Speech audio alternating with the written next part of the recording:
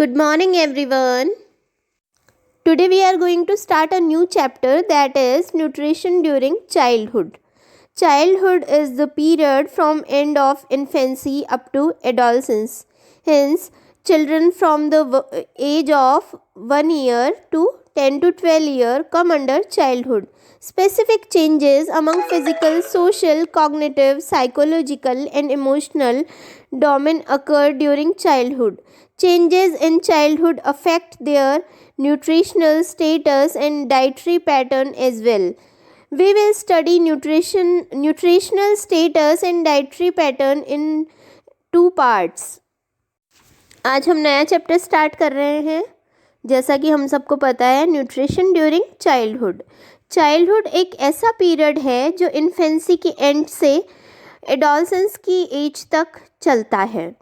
ये time period जब infant 1 year की एज को क्रॉस कर जाता है, उससे लेकर 10 to 12 ईयर्स तक चलता है, उसको चाइल्डहुड कहते हैं.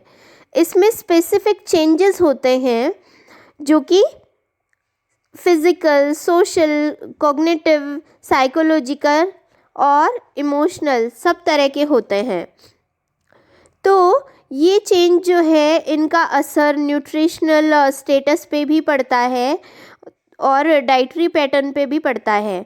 तो इस चैप्टर में हम यही रीड करने वाले हैं कि ड्यूरिंग चाइल्डहुड न्यूट्रिशनल रिक्वायरमेंट्स क्या क्या होती हैं और किस तरह का डाइटरी पैटर्न फॉलो करके उनको फुलफ़िल किया जा सकता है.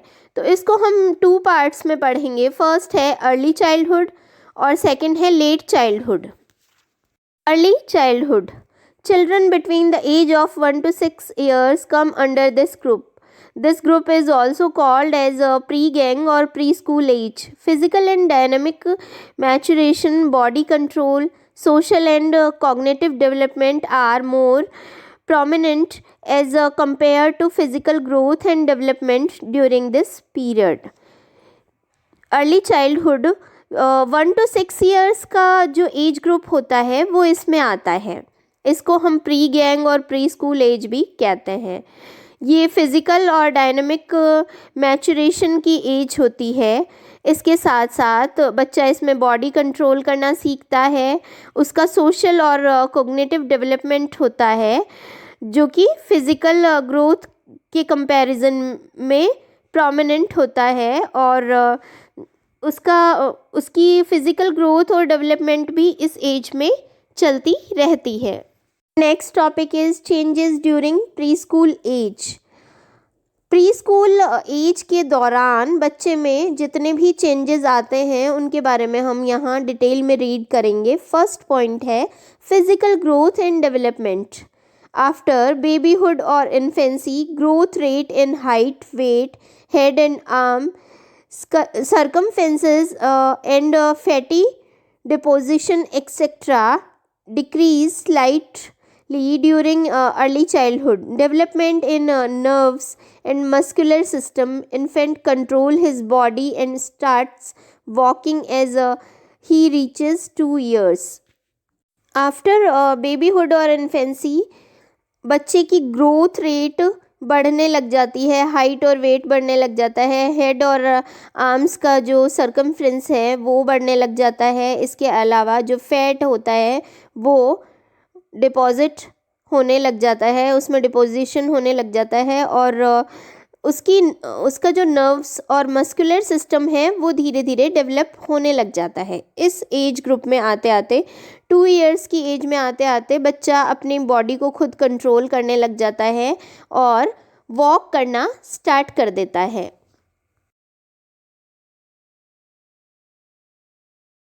Point B, development of the nervous system and muscles. Child starts to walk and control his body by 2 years. Second, nutrition related problems. Preschool children are of very curious and notorious tendency.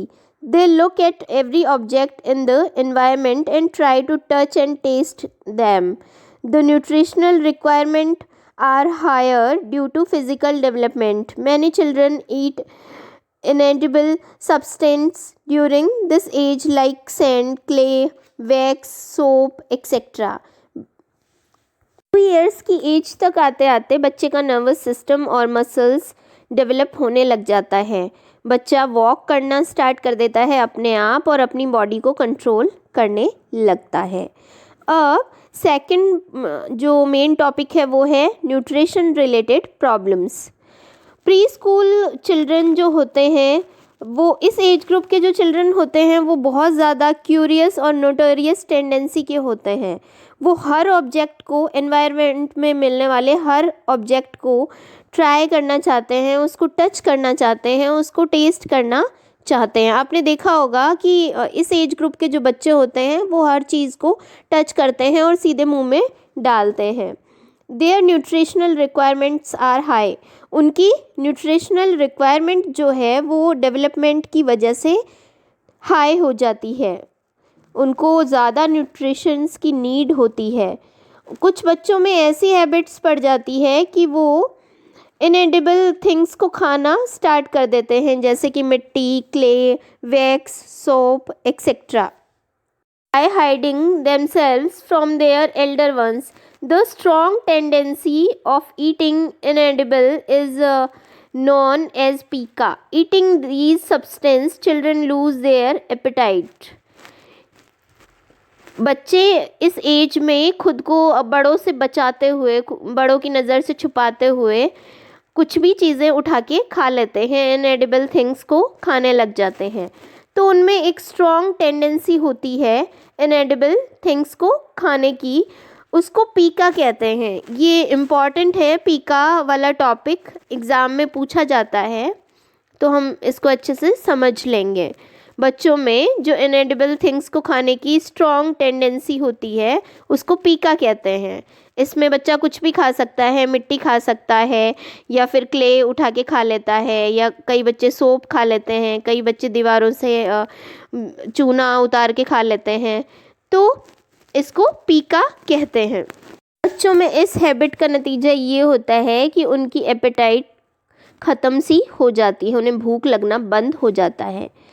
Malnutrition among preschool children occur due to disturbed digestion of nutrients not absorbed properly. It leads to decrease in the amount of food consumed, non-nutritious food, poor quality food, faulty digestive system, increased changes of infection etcetera. बच्चों में ये जो habits पड़ जाती है pre school children में, तो इसका नतीजा ये होता है कि उनका डाइजेस्टिव सिस्टम जो है वो डिस्टर्ब हो जाता है, न्यूट्रिएंट्स को ऑब्जर्व नहीं कर पाता, तो इसकी वजह से वो फूड को कंज्यूम नहीं कर पाते और पुअर क्वालिटी का फूड या नॉन न्यूट्रिशियस फूड खाने की वजह से उनका डाइजेस्टिव सिस्टम ख़राब हो जाता है और ये इन्फेक्शन में चेंज हो जाता है।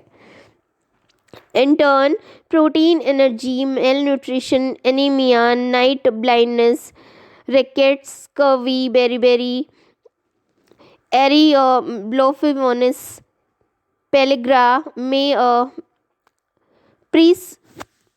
That's why disease, infections, and mortality rate is high in this age group. Hence, it should be imperative to pay proper attention towards nutrition and dietary management of pre school children. यही एक वजह है कि इस age group के बच्चों में disease, infections और मॉर्टिलिटी रेट हाई है, क्योंकि इस एज ग्रुप के बच्चों के न्यूट्रिशन के प्रति प्रॉपर अटेंशन पे नहीं किया जाता, ना ही डाइटरी मैनेजमेंट अच्छे से हो पाता है।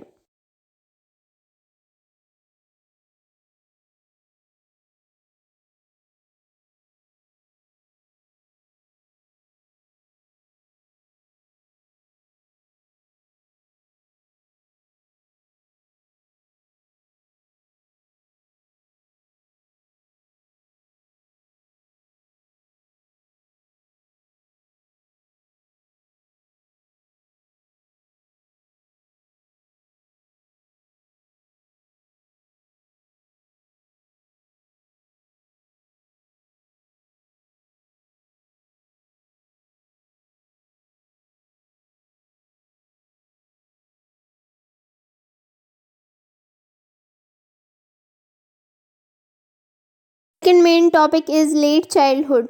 अब तक हमने अर्ली चाइल्डहुड या प्री चाइल्डहुड के बारे में पढ़ा। ये प्री स्कूल एज होती है 1 to 6 ईयर्स की। अब हम लेट चाइल्डहुड के बारे में पढ़ने वाले हैं। ये अप टू 6 ईयर्स की एज होती है।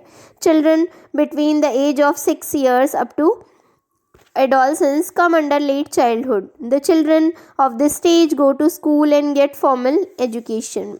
6 साल के ऊपर तक के जो बच्चे होते हैं वो लेट चाइल्डहुड में आते हैं। ये बच्चे स्कूल जाते हैं और इन्हें फॉर्मल एजुकेशन दी जाती है। That is till then their actual studies have started. तब तक जब तक उनकी एक्चुअल स्टडीज़ स्टार्ट नहीं हो जाती। Hence this age is called age school going as.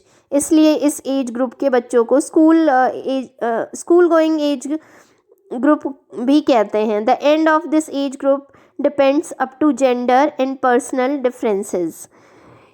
इस एज ग्रुप का एंड डिपेंड करता है जेंडर पे और पर्सनल डिफरेंसेस पे। Due to early puberty among girls this age में last till 9 to 10 years। Actually girls में प्यूबर्टी जल्दी आना स्टार्ट हो जाती है, प्यूबर्टी साइंस जल्दी दिखने लग जाते हैं, इसलिए उनके लिए ये एज 9 to 10 years की होती है। While in boys this age last up to 11 to 12 years। और बॉयज़ में ये एज 11 से 12 years के बीच की हो सकती है। Depending upon their pubertal changes. उनके जो प्यूबर्टल चेंजेस आते हैं उन पे ये डिपेंड करता है। The rate of physical growth and development is somewhat slow, stable and linear during this period. Their organs gradually attain maturity. Children attain proficiency in physical dynamic functions and become a part of competition in school. Children also learn the importance of discipline and moral values along with intellectual and social development. इस age group में बच्चे के organs mature होने लग जाते हैं, उसके physical और डायनामिक फंक्शंस प्रॉपर वर्क करने लग जाते हैं, वो स्कूल वगैरह के कॉम्पिटिशन्स में पार्ट लेने लग जाता है। उसको इस एज में आके डिसिप्लिन और मॉरल वैल्यूज़ की इम्पोर्टेंस समझ आने लग जाती है। साथ ही साथ उसका इंटेलेक्चुअल और सोशल डेवलपमेंट भी होता है। Next topic, changes during late childhood. The rate of growth weight during this period increase from 2 kg year to 4 kg year. Increment in weight of girls is due to position of adipose tissues, while in boys it is due to muscular development. Increase in height rate is about 5 to 6.5 centimeter, which is comparatively higher among girls. This increase in height rate is comparatively more in legs and hands than neck and trunk. इस age group में आके height rate और wait बढ़ने लग जाता है, increase होने लग जाता है। तो वेट पर ईयर 2 kg से 4 kg तक बढ़ता है और हाइट में जो ग्रोथ होती है वो गर्ल्स में ज़्यादा होती है, वो एडिपोज टिश्यूज़ की वजह से होता है। और बॉयज़ में जो वेट बढ़ता है वो मस्कुलर डेवलपमेंट की वजह से होता है। तो per year height 5 to 6.5 centimetres तक इंक्रीज़ होती है। ये बॉयज़ के कंपैरेटिवली गर्ल्स में ज़्यादा होती है। इसके अलावा लेग्स और हैंड्स की जो हाइट है वो ज़्यादा बढ़ती है। Temporary teeth of the boys fall and permanent teeth begin to erupt in the process of Kalasi Bhavna, which starts from initial 3 to 4 months of the infancy, still continues during early childhood. Considerable changes in growth and development of girls and boys is seen, but it is evident in late childhood. During first 6 years, girls who were stunned and having legs weight will gain more weight and height than boys by the age of 10 years. This is mainly because of early pubertal changes that occur among girls. इस age group में आते आते बच्चों के जो teeth हैं वो गिर जाते हैं, टेम्परेरी टीथ जो होते हैं वो गिर जाते हैं और परमानेंट टीथ आने स्टार्ट हो जाते हैं. इसको कलसी भावना बोलते हैं, जो कि 3 to 4 मंथ्स तक चलती है और 3 to 4 मंथ्स इन्फेंसी के जब होते हैं तब स्टार्ट होती है और कंटिन्यूसली चलती है अर्ली चाइल्डहुड तक. इसके अलावा जो ग्रोथ में चेंजेस आते हैं वो कंसीडर किए जा सकते हैं गर्ल्स में ज़्यादा, क्योंकि फर्स्ट 6 ईयर जो होते हैं वो उनमें गर्ल्स की लेग्स का वेट बढ़ जाता है ये सब, और बॉयज़ में वेट और हाइट 10 ईयर्स तक बढ़ती है, क्योंकि ये अर्ली प्यूबर्टल चेंजेस की वजह से होता है जो गर्ल्स में जल्दी आते हैं. Nutrition related problems. Functional and self-reliance qualities among children increase in late childhood. Late childhood का ये जो टाइम पीरियड होता है इसमें फंक्शनल और सेल्फ रिलायंस क्वालिटीज़ बच्चे में डेवलप होती है. They always want to complete their work as soon as possible and don't want any kind of interference. वो जल्दी से जल्दी अपना वर्क कंप्लीट करना चाहते हैं और किसी भी तरह का इंटरफेयर अपने कामों में बर्दाश्त नहीं करते. These children are more inclined towards play. वो बच्चे अपने गेम्स के प्रति ज़्यादा डेडिकेटेड रहते हैं. These children of this group find difficulty in coping up between harmony of increase in study load and their interest to play. वो किसी भी तरह से कॉप अप नहीं करना चाहते उनका जो स्टडी का लोड बढ़ जाता है उसके बीच और अपने स्पोर्ट्स के इंटरेस्ट के बीच. They try to complete their work as soon as possible in order to play with playmates. वो जल्दी से जल्दी अपना वर्क कंप्लीट करना चाहते हैं ताकि वो अपने प्लेमेट्स के साथ खेल सकें. Hence they become careless toward their food. यहाँ तक कि वो अपने खाने के लिए भी लापरवाह हो जाते हैं.